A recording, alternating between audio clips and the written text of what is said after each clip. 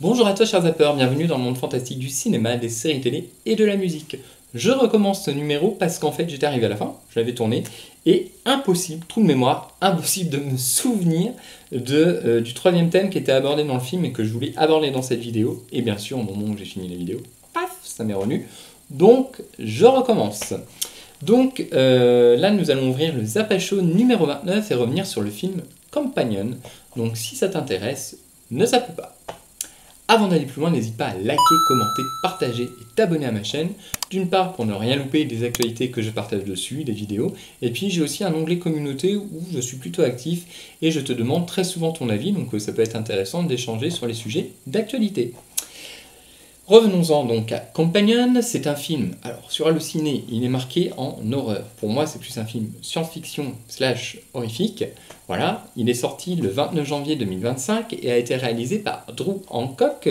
J'ai regardé, j'ai pas noté de film ou de série notable.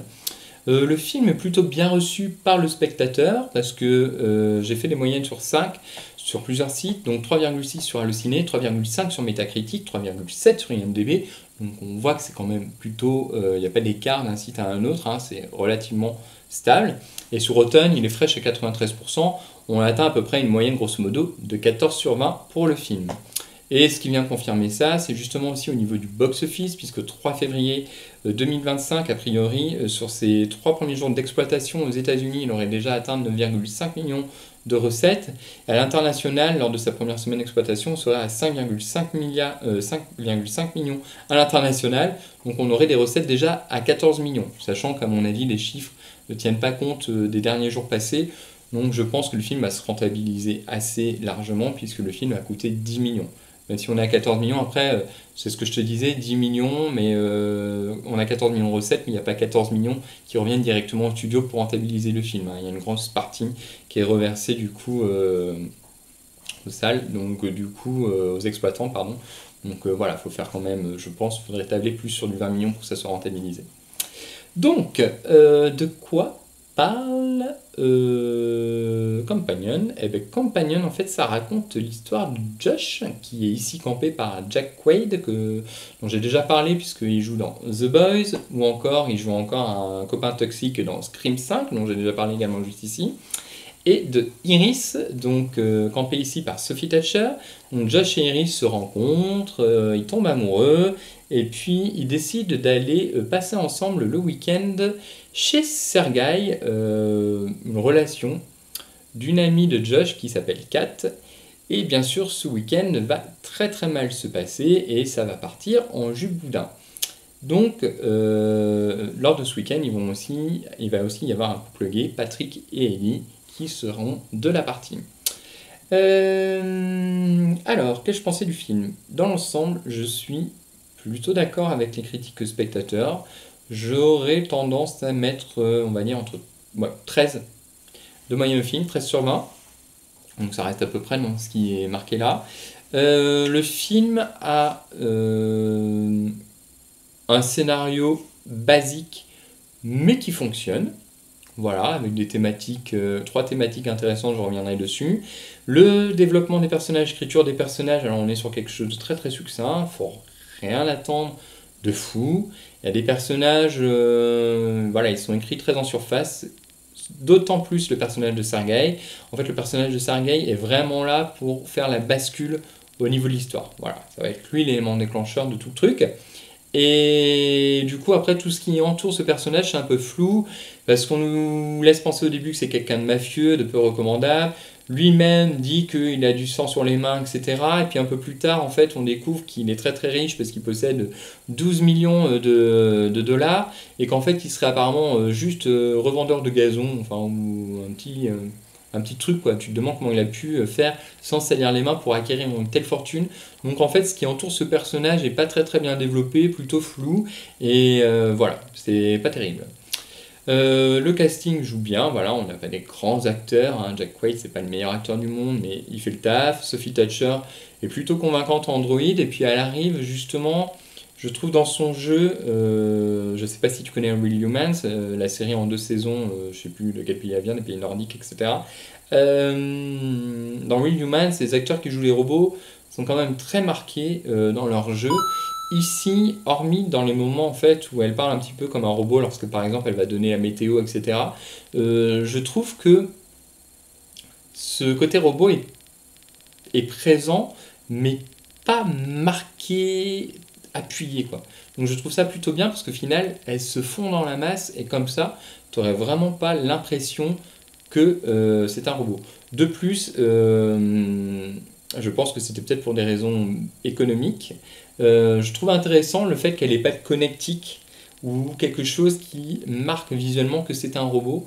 Déjà, ça permet non seulement certainement l'économie, parce que bah, si elle avait une cache, enfin une connectique de charge, bon, ça se verrait, il faudrait ajouter des effets spéciaux, etc. Il faudrait faire quelque chose, ça aurait un coût. Là, du coup, ça se voit pas. Et puis en plus de ça, bah, du coup, ça la rend vraiment humaine aux yeux du spectateur, parce qu'il n'y a rien qui la différencie d'un être humain classique. Donc du coup, je trouve que ça facilite aussi euh, la tâche que le spectateur peut avoir pour le personnage d'Iris. On va rentrer plus maintenant au niveau du scénario, d'un point de vue général, et surtout des thèmes qui sont abordés.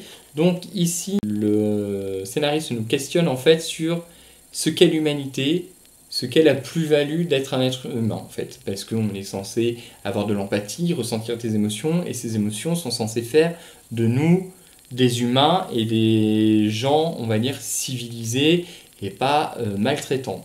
Et ici, bien entendu, tous les humains qui sont présents dans ce film sont de vrais pourris, des gens avides, des gens cupides, des gens de très très mauvaise fréquentation. Et la seule personne en fait pure, en fait, c'est le personnage d'Iris qui, elle, est un robot. Et c'est même assez drôle, c'est poussé jusqu'au moment où elle-même pleure. Et on lui dit oui mais en fait ça c'est pas réel puisque je t'ai juste emmené au garage pour qu'ils te remettent du liquide comme si t'étais une voiture. Mais en fait dans le jeu de l'actrice justement et dans la façon dont c'est fait en fait on avait vraiment l'impression qu'elle est triste en fait. Qu'elle peut ressentir ses émotions alors que l'être humain qui est en face d'elle, qui est censé en avoir, a l'air d'être complètement dénué de scrupules, de morale, etc. Donc ça, c'est plutôt un questionnement qui est intéressant. Il n'y a rien de neuf sous le soleil, mais je trouve ça plutôt bien. Et puis ensuite, eh bien, du coup, il y a tout le réalisateur qui est aussi le scénariste ici se sert du coup de l'intelligence artificielle des robots pour bien sûr parler de l'emprise de l'homme sur la femme, du patriarcat toxique, parce que ici à un moment on a le personnage de Josh qui dit à Iris si j'ai envie que tu me fasses à manger, tu me feras à manger, si j'ai envie que tu me parles, tu me parleras, si j'ai envie que tu te taises, tu te tairas, si j'ai envie de voilà, en gros, t'es mon objet, tu feras ce que je te dis. Donc du coup, voilà, c'est encore une fois une manière d'aborder le patriarcat, les violences conjugales faites aux femmes, etc. Bon, il n'y a rien de nouveau, c'est pour moi éculé. Alors ça ne veut pas dire que ça ne m'apporte pas, hein, au contraire, c'est quelque chose d'important. Mais c'est vrai que des fois, ce serait bien que ce soit aussi sous d'autres aspects et que on puisse voir des choses aussi qui peuvent être tabous, comme la maltraitance des hommes faite par les femmes aussi, parce que ça existe.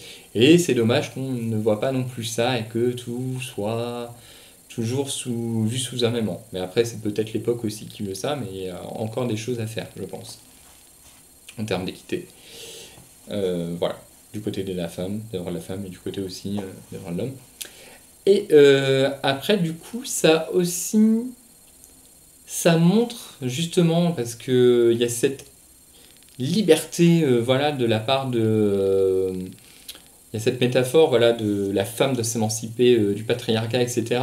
Mais ça montre aussi le fait que la nature humaine, en manière générale, veut toujours avoir une forme de contrôle, d'emprise sur quelque chose. Donc sur les femmes, parce que c'est le sous-texte, mais là, ici, c'est aussi sur les intelligences artificielles, puisque l'homme, en fait, crée littéralement des esclaves, en fait, des gens dont dont on a totalement le contrôle. Donc du coup, en fait, ça montre vraiment cette soif de pouvoir et le côté très négatif de l'homme et de l'humanité en général. Donc ça, je trouvais plutôt ça aussi intéressant, cette volonté de montrer que l'homme a toujours envie d'asservir quelque chose, en fait, d'asseoir son emprise, son pouvoir sur les choses, quitte à être la pire des ordures possibles. Voilà. Après, donc ça sont des thématiques qui sont plutôt intéressantes. Après, le film n'est pas exempt de défauts. Pour moi, il y a deux, trois choses qui me dérangent. Donc, notamment autour du personnage de Sergei, j'en ai déjà parlé. Mais il y a aussi après, il y a un moment en fait, on peut contrôler en fait les paramètres du robot avec son téléphone, donc gérer en fait la violence, l'agressivité, voilà, et gérer aussi l'intelligence des robots. Et donc à un moment, tu as un robot qui va augmenter son agressivité, qui va passer de 20 à 100%, et on voit très clairement la différence dans son comportement. En revanche, lorsque l'un des personnages va vouloir augmenter son intelligence et passer de 40% à 100%, je trouve pas que le personnage soit plus intelligent qu'avant. Voilà. Je trouve que... Alors oui, on voit qu'elle arrive à élaborer, et se dire, attends, ce plan, si je fais ça, il va se passer ça. Mais je trouve quand même que ça reste pas très très bien exploité. Et en tant que spectateur, moi perso, j'ai pas vu une franche différence entre les deux. Alors qu'il y a quand même 60% en plus.